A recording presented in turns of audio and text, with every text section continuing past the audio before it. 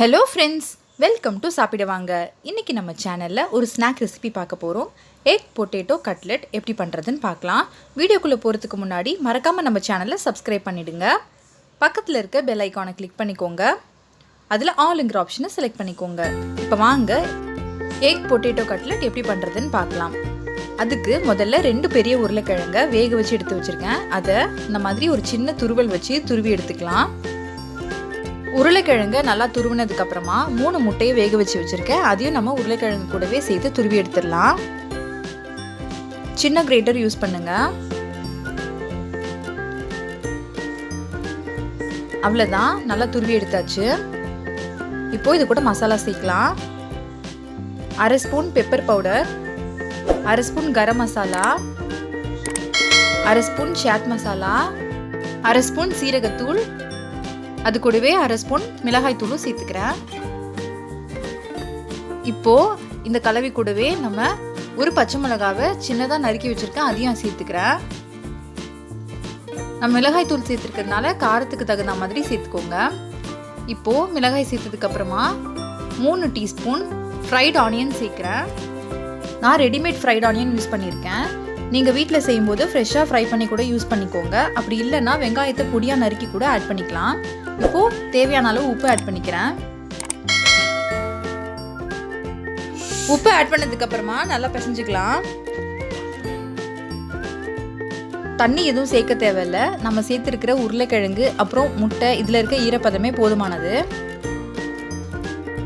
நல்லா சப்பாத்தி மாவு மாதிரி சாஃப்டாக பிசைஞ்சு எடுத்து வச்சுக்கலாம். இப்போது நம்ம கட்லெட் செய்ய ஆரம்பிச்சிடலாம். அதுக்கு நம்ம ஏற்கனவே ரெடி பண்ணி வச்சுருக்க மாவுலேருந்து ஒரு பெரிய சைஸ் பால் மாதிரி எடுத்துக்கலாம். அது கூட கோட் பண்ணுறதுக்கு ஒரு முட்டையும் பிரெட் க்ரம்ஸும் எடுத்து வச்சுருக்கேன்.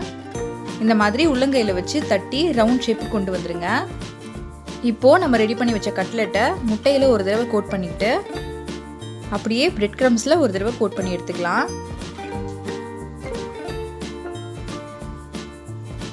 இந்த மாதிரி எல்லா பக்கமும் படுற மாதிரி பிரெட் க்ரம்ஸில் கோட் பண்ணி எடுத்துக்கோங்க. அவ்வளோதான். இந்த மாதிரி எல்லா மாவுலையும் நம்ம கட்லெட் ரெடி பண்ணி வச்சுக்கலாம். ரவுண்ட் ஷேப் மட்டும் இல்லாமல் நமக்கு எந்த ஷேப் விருப்பமாக இருக்கோ அந்த மாதிரி நம்ம ரெடி பண்ணி கட்லெட் பண்ணிக்கலாம். இப்போது முன்னாடி செஞ்ச மாதிரியே நல்லா பிரெட் க்ரம்ஸில் எல்லா பக்கமும் படுற மாதிரி கோட் பண்ணி எடுத்து வச்சுக்கலாம். இப்போது இதே போல் எல்லா கட்லெட்டையும் ரெடி பண்ணி எடுத்து வச்சுக்கிட்டேன். அடுப்பில் ஒரு வானல் வச்சுருக்கேன். அதில் கட்லெட் பொரிச்சு எடுக்கிற அளவுக்கு எண்ணெய் ஊற்றி வச்சுருக்கேன். எண்ணெய் சூடானதுக்கப்புறமா நம்ம ரெடி பண்ணி வச்சுருக்க கட்லெட்டை ஒன்று ஒன்றா நம்ம ப்ளேஸ் பண்ணிக்கலாம். நீங்கள் இது ஷாலோ ஃப்ரை கூட பண்ணி எடுக்கலாம். நான் இன்றைக்கி டீப் ஃப்ரை பண்ணுறேன். மீடியம் ஃப்ளேமில் வச்சு நம்ம குக் பண்ணி எடுத்துக்கலாம். ஹையில் வச்சோம்னா சீக்கிரமாக மேலே இருக்க பிரெட் க்ரம்ஸ் எல்லாம் கரிஞ்சு போயிடும். இப்போது கட்லெட்டை நம்ம திருப்பி போட்டு குக் பண்ணி எடுத்துக்கலாம். கட்லெட் எல்லா பக்கமும் நல்லா குக் ஆகி கோல்டன் ப்ரௌன் ஆகுற வரைக்கும் இதை வேக வச்சு எடுத்துக்கலாம். இப்போ பாருங்கள், நல்லா வெந்துருச்சு. அவ்வளோதான், நம்மளோட கட்லெட் ரெடி ஆகிடுச்சு. பாருங்கள், நல்லா கோல்டன் ப்ரௌன் ஆகிடுச்சு.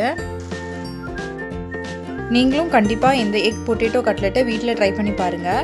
ட்ரை பண்ணி பார்த்துட்டு எப்படி இருந்துச்சுன்னு கமெண்ட்ஸில் சொல்லுங்கள். இந்த வீடியோ உங்களுக்கு பிடிச்சிருந்துச்சுன்னா லைக் பண்ணுங்கள், ஃப்ரெண்ட்ஸ் அண்ட் ஃபேமிலியோடு ஷேர் பண்ணுங்கள், கமெண்ட் பண்ணுங்கள் அண்ட் மறக்காமல் நம்ம சேனலுக்கு சப்ஸ்கிரைப் பண்ணிவிடுங்க. தேங்க்ஸ் ஃபார் வாட்சிங்.